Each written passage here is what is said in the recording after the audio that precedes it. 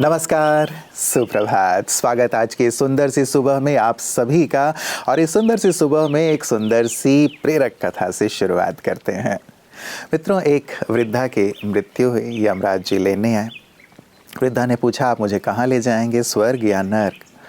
तो यमराज जी ने कहा, आपने बहुत पुण्य कर्म किए हैं, इसीलिए सीधे ही आपको प्रभु के धाम में ले जाएंगे, इन दोनों जगहों पे नहीं। वृद्धा ने कहा, लेकिन इन दोनों जगहों को एक बार मैं देखना चाहती हूँ, बहुत सुन रखा है। ले चले यमराज जी। नर्क के नज़दीक पहुँचे तो वहाँ के लोग बहुत चीख रहे थे, पुकार रहे थे, दर्द में थे, तकलीफ़ में थे, बहुत दुबले पतले हो गए थे।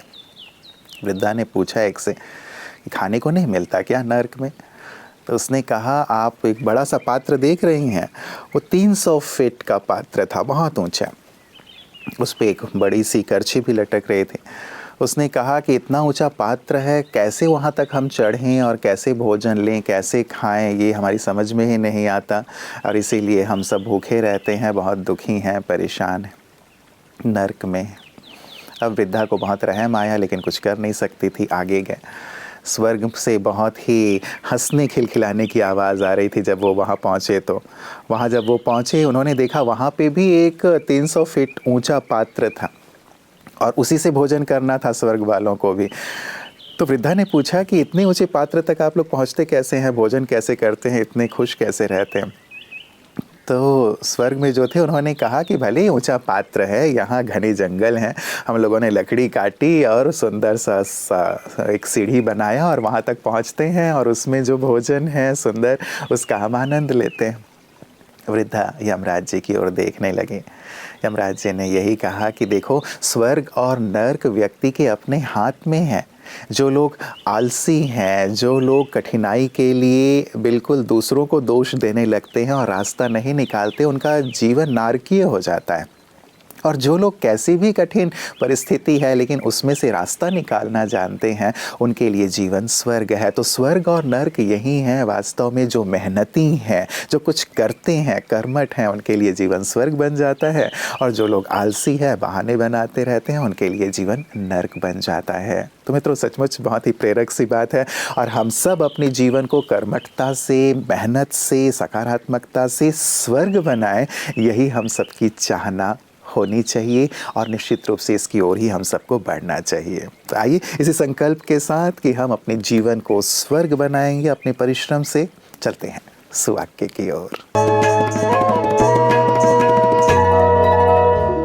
गलतियां यह भी दर्शाती हैं कि आप कितने मेहनती हैं। यदि आप परीक्षण और त्रुटि की प्रक्रिया में हैं, तो गलतियां हमेशा बुरी नहीं होती हैं। प्रयत्न त्रुटि विधि या फिर ट्रायल और एरर समस्याओं को हल करने की एक मूलभूत विधि है। इसमें संभावित हल को तब तक बदल कर और बार बार प्रयत्न किया जाता है जब तक सफलता न मिले। जीवन में कुछ भी हासिल करने के लिए योजना बनाने, क्रियान्वित करने और विश्लेषण करने के साथ साथ गलतियों से सीख लेकर पुनः प्रारंभ करने की भी जरूरत है। अगर जानबूझकर नहीं किया गया है तो गलतियां प्रगति का संकेत है। मित्रों, जिंदगी में कभी भी अपनी तुलना किसी और से मत कीजिएगा, क्योंकि चांद और सूरज की कोई तुलना नहीं हो सकती। दोनों अपने अपने समय पर ही उदित होते हैं, दोनों का अपना अपना महत्व है। कई बार हम अपनी आप को दूसरों से कंपेयर करके, तुलना करके बहुत निराश हो जाते हैं, हताश हो जाते हैं कि वो व्यक्ति तो मुझसे बहुत आगे निकल गया, वो व्यक्ति तो इतना ऊंचा पहुंच गया, उसके अंदर तो ये खासियतें हैं, मेरे अंदर कुछ भी नहीं है, मैं कहीं भी नहीं पहुंच पाया।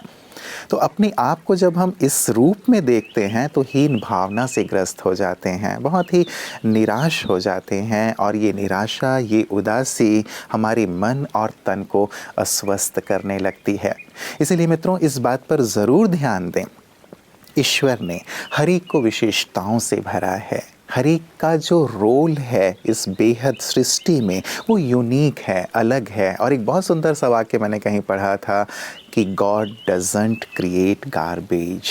ईश्वर कभी भी किसी भी फालतू चीज़ का निर्माण नहीं करते। यदि उन्होंने आपको निर्मित किया है तो आप यूनिक हैं, श्रेष्ठ हैं। बस अपनी विशेषताओं को जाने, पहचाने और अपने आप को आगे बढ़ाएं। तो आप तन मन से सदा दुरुस्त रहें, स्वस्थ रहें, इसी कामना के साथ आइए आगे चलते हैं आपकी सेहत आपके हाथ की ओर। ओम शांति। ठंड में एक और प्रॉब्लम होती है, उसे कहते हैं कोल्ड अर्टिकारिया। अर्टिकारिया माना शरीर में लाल कलर के चत्ते उभर आते हैं जिसमें बहुत खुजली होती है, कभी गर्माइश होती है, थोड़े देर बाद वो ठीक भी हो जाते हैं, फिर से उछल आते हैं, जिसे कई लोग पित्त उछलना या अर्टिकारिया कहते हैं। अर्टिकारिया के ऐसे तो बहुत से कारण होते हैं, स्पेशली एक कारण कोल्ड वेदर होता है, ठंडा मौसम। जिनका शरीर पहले से ही गर्म है, पेट में गर्माइश रहती है, उन्हें ठंडी कम लगती है, और ऐसे लोग स्पेशली जब ये मिर्च मसाले वाली चीज़ें, पित्त उछलने वाली चीज़ें जैसे चाय कॉफ़ी या अदरक या सौंठ का इस्तेमाल ज़्यादा करते हैं या गुड़ का इस्तेमाल ज़्यादा करते हैं, जिससे शरीर का टेम्परेचर बढ़ जाता है, या सरसों का साग खाएंगे, सरसों का तेल इस्तेमाल करेंगे, जिससे भी शरीर की गर्मी अत्यधिक मात्रा में बढ़ जाती है, तो उस टाइम पे उनके शरीर में ऐसे चत्ते उभर आते हैं लाल रंग के, जिसमें फिर खुजली होना शुरू हो जाता है। तो इससे बचने के लिए हमें हमेशा अपने शरीर को एक तो अल्कलाइन मीडियम में रखना है, यानी हमेशा ताज़े फल, पत्तेदार भाजी, इनका सेवन करते रहना है, पानी अधिक मात्रा में पीते रहना है, और अगर आपको पेट में गर्मी की शिकायत है, एसिडिटी का प्रॉब्लम है, तो चाय कॉफ़ी मिर्च मसाले चीज़ों से बचना है। तो इससे आपके शरीर का टेम्परेचर भी मेंटेन रहेगा और आपको अर्टिकारिया यानी पित्त उछलना या लाल चत्ते आके उसमें खुजली होने की प्रॉब्लम नहीं रहेगी। साथ ही आप मॉइस्चराइज़र का इस्तेमाल करेंगे तो भी आपके शरीर में ये प्रॉब्लम नहीं होगी। ओम शांति।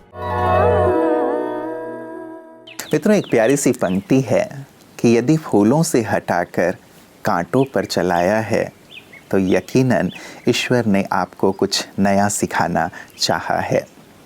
हमारी जो कामना है वो हमेशा रहती है कि हम सुकून भरे पथ पर ही चलते रहें, जीवन में सब कुछ आसान ही आसान रहे।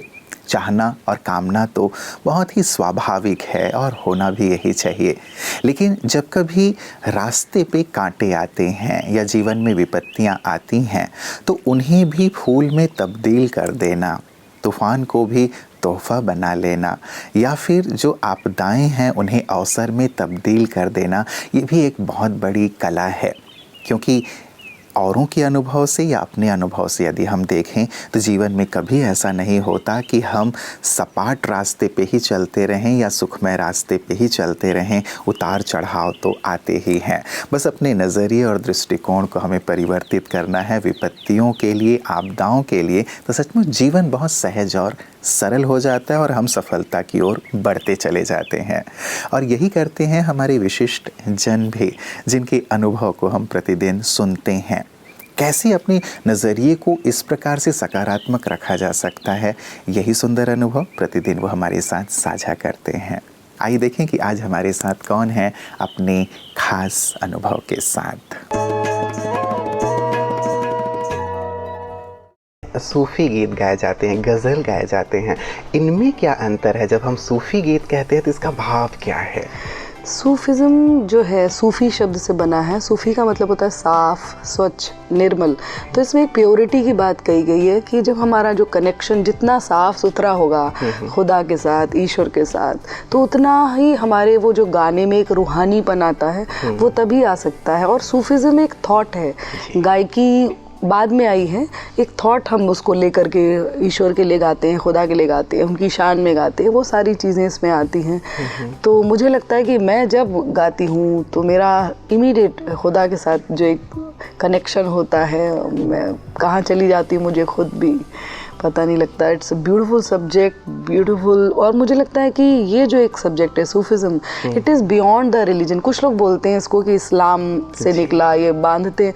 मैं कहती हूँ कि गीत और संगीत तो किसी बंधन में किसी बंधन में नहीं है, और it is beyond the religion. एक स्पिरिट की बात की जाती है, एक स्पिरिचुअलिटी की बात कही गई है, वही है वो। उसको हम अपनी भाषा में कहते हैं तो उसको भजन कह देते हैं, हम किसी आइडल के साथ जोड़ देते हैं तो वो एक भजन हो जाता है। जब हम एक ईश्वर की बात करते हैं, एक खुदा की बात करते हैं, तो वो स्पिरिचुअल बोल दीजिए, सूफिज़्म बोल दीजिए। तरीके अलग अलग हैं लेकिन बात सब लोग वही कह रहे हैं, एक ही बात कह रहे हैं। तो यहाँ आके इस सूफियाने माहौल में कैसा महसूस कर रही हैं? बहुत अच्छा कि मैं मेरा हाल वही हो रहा है जो एक गूंगे के मुंह में गुड़ दे दिया जाता है और उससे बोला जाता है कि बताओ कैसा लग रहा है। तो वही हाल मेरा है कि शब्द कम पड़ रहे हैं उसको बयां करने में।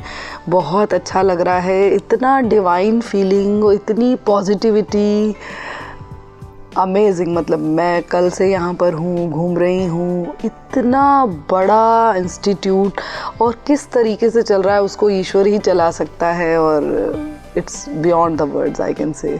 बहुत अच्छा लगा और मैं सभी लोगों से गुजारिश करूँगी कि जो इनको फॉलो करते हैं, जो नहीं भी करते हैं, एक बार आएँ और आकर के देखें कि क्या कमाल हो रहा है यहाँ पर। कनेक्ट हों, अपने आप से कनेक्ट हों। डिविनिटी तो सेकेंडरी हो जाएगी। मुझे लगता है कि खुद से कनेक्शन रखने के लिए आना बहुत ज़रूरी है। मित्रों, किसी ने बहुत ही सुंदर बात कही कि अपने जीवन को उस महकते हुए गुलाब की तरह बनाओ, उस जलती हुई अगरबत्ती की तरह बनाओ, उस इत्र की तरह बनाओ जो कैसे भी दुर्गंध को अपनी सुंदर सुगंधी से दूर कर देते हैं।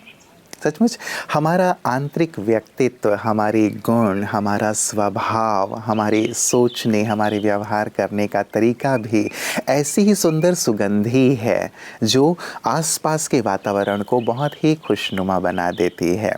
और ये जीवन का बहुत ही सुंदर सा एक क्या कहें संपदा है किसी भी व्यक्ति का, कि हर व्यक्ति आपको याद करे। आप जहाँ पे भी जाएं वहाँ खुशियाँ ही खुशियाँ फैल जाएं और हर व्यक्ति आपके आने का इंतज़ार करे, आपकी याद से ही उनका जीवन महक उठे। और ऐसी ही खुशबू लिए हुए हैं हमारी ब्रह्मा कुमारी बहनें जो अपने आचार, विचार, व्यवहार, जीवन से लोगों को सुंदर जीवन जीने की प्रेरणा देती हैं और ऐसी सुगंधी चारों ओर फैलाती रहती हैं। आइए उनकी इन्हीं सुंदर सुगंधियों को, उनकी सेवाओं को देखें पीस न्यूज़ हाइलाइट्स में।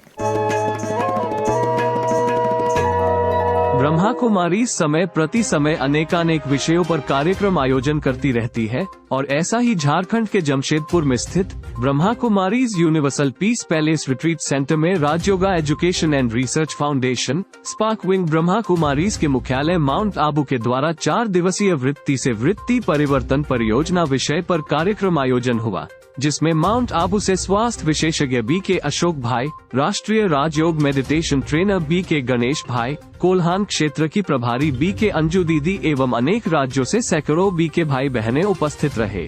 दीप प्रज्वलन से कार्यक्रम की शुरुआत की गई। इस कार्यक्रम के तहत बताया गया कि राजयोग मेडिटेशन एक मनोविज्ञान है जिसकी गहराई में उतरने से अनेकानेक अनुभूतियाँ होती है और इससे हमारे मन के नकारात्मक, व्यर्थ एवं हिंसात्मक विचार समाप्त होते हैं। मित्रों, चलते चलते एक विचारणीय बात। कई बार हम अपनी असफलता के लिए ये कारण देते हैं कि मेरे पास समय नहीं था, लेकिन सत्य तो ये है कि हमारे पास भी उतना ही समय था जितना संसार के सफलतम लोगों के पास था। हमारे पास उतना ही समय है जितना संसार के अन्य लोगों के पास है। बस ये देखना है कि हम अपने समय को लगा कहाँ रहे हैं। कई बार हम ये कहकर कि मेरे पास समय नहीं है, बहुत अच्छे अच्छे कार्यों को नहीं करते हैं और फलतः सफलता से दूर रह जाते हैं। हम अपने समय को कहीं सोशल मीडिया में, अपने गैजेट्स में तो नहीं लगा रहे हैं। अनावश्यक रूप से याद रखें, जो समय बीत जाएगा वो वापस लौट करके नहीं आता। क्यों ना इस समय को हम अपनी आत्म उन्नति में, अपनी जीवन के सुंदर ध्येय को प्राप्त करने में लगाएं, ताकि आत्म संतोष हो कि मैंने जीवन को, अपने समय को सही सही जगह पे इस्तेमाल किया और वो कर पाया जो मैं करना चाहता था। तो आप वो प्राप्त करें जो आप प्राप्त करना चाहते हैं, अपने समय का संपूर्ण सदुपयोग करते हुए। इन्हीं मंगल कामनाओं के साथ नमस्कार। ओम शांति।